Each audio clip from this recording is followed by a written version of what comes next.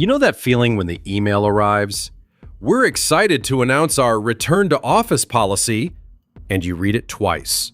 And somewhere between the first read and the second, something in you just closes. Not dramatically, not with anger exactly, just a quiet, specific closing. Like a door you didn't know was open until someone told you it was being shut. You had a life that worked.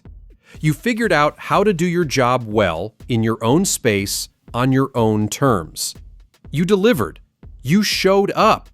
Just not physically. And it was fine. Better than fine for a lot of people. And now, that's being taken back.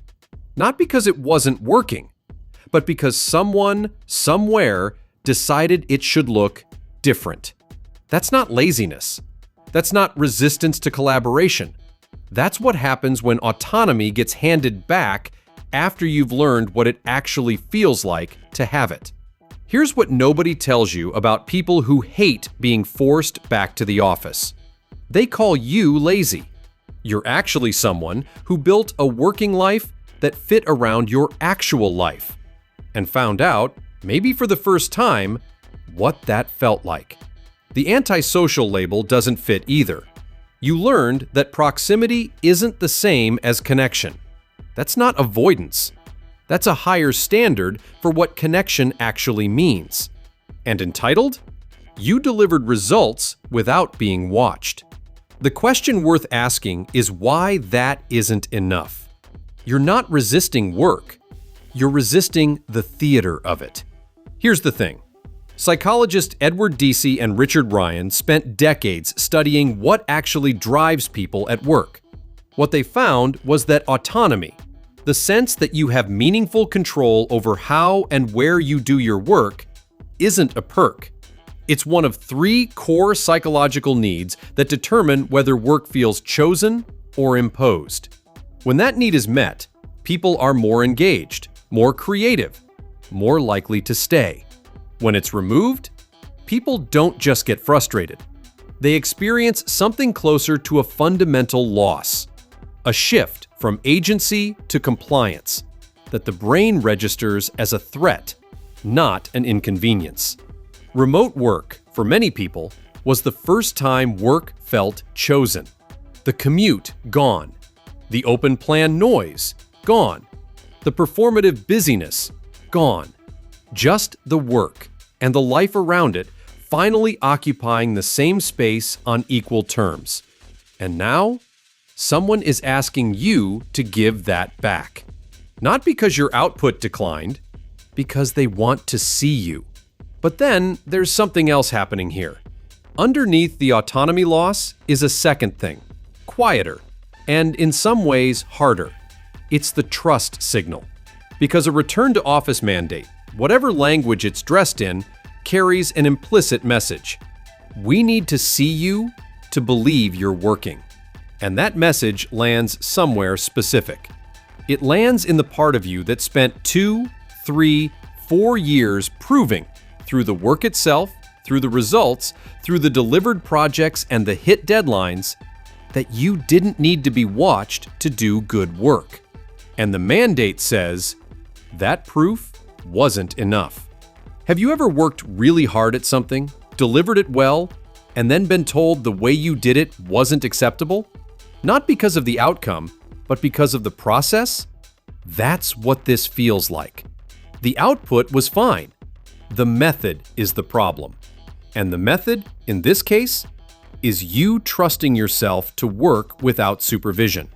That's not a small thing to absorb. That's a statement about how much your judgment is trusted. And for people who care about doing good work, people who held themselves accountable without anyone watching, it stings in a very specific way. Now here's where it gets interesting. Most return-to-office decisions are presented as being about collaboration, culture, mentorship, spontaneous connection. The language is almost always warm, almost always about what's gained, not what's being taken. And some of that is genuine. There are real things that happen in physical proximity that don't happen on a screen. But here's what the data actually shows.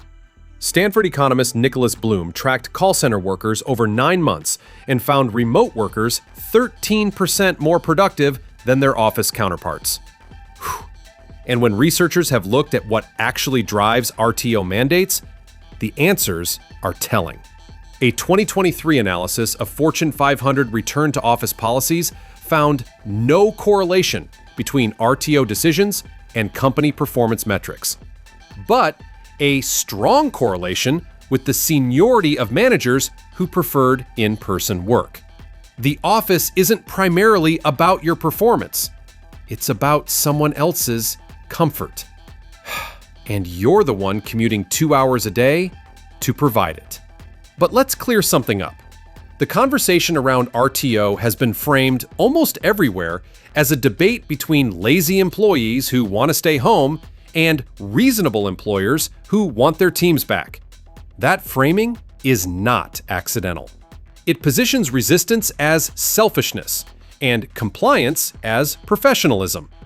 It makes the person who objects to a 4-hour daily commute sound like they're asking for something unreasonable. What's actually happening is simpler and less flattering to the institution. Organizations got used to a level of control that physical presence provided. Remote work revealed that much of that control was about visibility, not productivity. And rather than updating their model of what good work looks like, many organizations are reverting to the model they understand. One where presence equals commitment and a desk equals proof. The policy isn't about your performance. It never was. It's about a management culture that doesn't know how to trust what it can't see. You were never the problem. You were just working in a way that made the problem visible. Here's what they don't tell you. The anger you feel when you read that email, the closing feeling, the quiet grief for something that actually worked. That's not entitlement.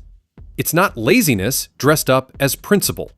It's the feeling of someone who learned what it feels like to be trusted, to be measured by output rather than presence, to have the hours of the day belong, even partially, to them, and who is now being asked to give that back. Not because it failed, but because someone else is uncomfortable with what it revealed. And here's the part that rarely gets named. You didn't just lose flexibility when that email arrived. You lost a proof of concept. Evidence gathered over years that you were capable of managing yourself. That you didn't need supervision to deliver. That the version of work you built, quietly and without fanfare, actually functioned. The mandate didn't just change your schedule. It retroactively reframed that evidence as insufficient. And for people who built something that worked, who took the autonomy seriously, who showed up without being watched, that reframing is its own kind of loss. Not dramatic, not the kind anyone acknowledges, just the quiet erasure of something you earned. You know what good work feels like now. You know what a working life that fits can look like. That knowledge doesn't go away because the policy changed. And knowing what you want, clearly, specifically, without apology, is not a small thing. It's the beginning of every decision that actually matters. So the next time someone calls you resistant or entitled or not a team player, and you feel that door close again, remember what it was you were actually defending. Not the right to stay home, the right to be trusted with your own work. And anyone who told you otherwise was protecting their discomfort, not your performance. Now tell me, when you got that return to office email, what was the first thing you felt? Drop it in the comments. And if this video named something you've been carrying since that email arrived, hit subscribe. We're here every week breaking down the psychology of work that nobody talks about. Because understanding why you are the way you are, that's not just interesting. That's powerful.